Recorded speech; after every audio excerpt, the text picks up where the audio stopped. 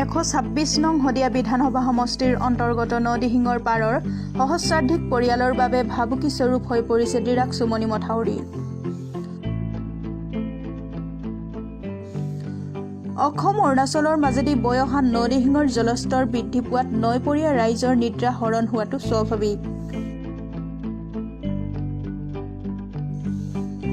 সম্প্ৰতি মথাউৰিটোৰ সংকটপূৰ্ণ হৈ থকা 4টা অংশৰ খহনীয়া ৰোধৰ বাবে অসম চৰকাৰৰ বান নিয়ন্ত্ৰণ বিভাগে প্ৰায় 4 কোটি 82 লাখ টকাৰে ক্ষিপ্ৰগতিত চলাই আছে জিঅ' বেগৰ কাম।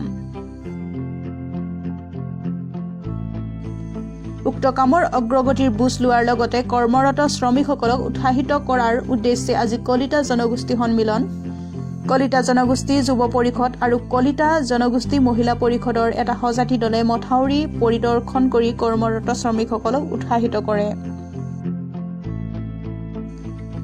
প্ৰতিনিধি দলটোৱে শ্ৰমিকসকলক সাৱধানেৰে কাম কৰাৰ আহ্বান জনায়।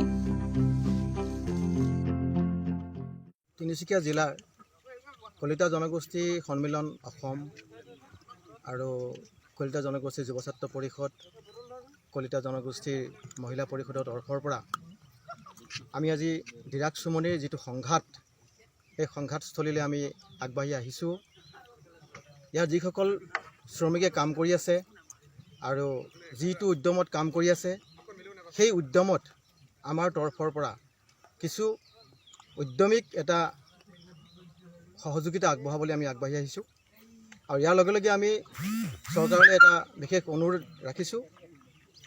এনেধৰণে এই ডিৰাক চুমনিৰ যিটো সংঘাত, এই সংঘাতে ইয়াৰ স্থানীয় জনজীৱনত যিটো সংঘাত আনিছে, সেইটো যাতে স্থায়ীভাৱে সমাধান এটা কৰে। আৰু এনেদৰে প্ৰতি বছৰে এটা বান নিৰ্মাণ কৰিব। প্ৰতি বছৰে ডিৰাক চুমনিৰ সংঘাতক আমি প্ৰতি বছৰে আমি শুনি আছোঁ। গতিকে ইয়াক প্ৰতি বছৰে অলপ অলপকৈ কাম কৰাতকৈ এটা স্থায়ী সমাধান এটা দিয়াটো আমি বিচাৰিছোঁ, আমি আশা কৰিছোঁ।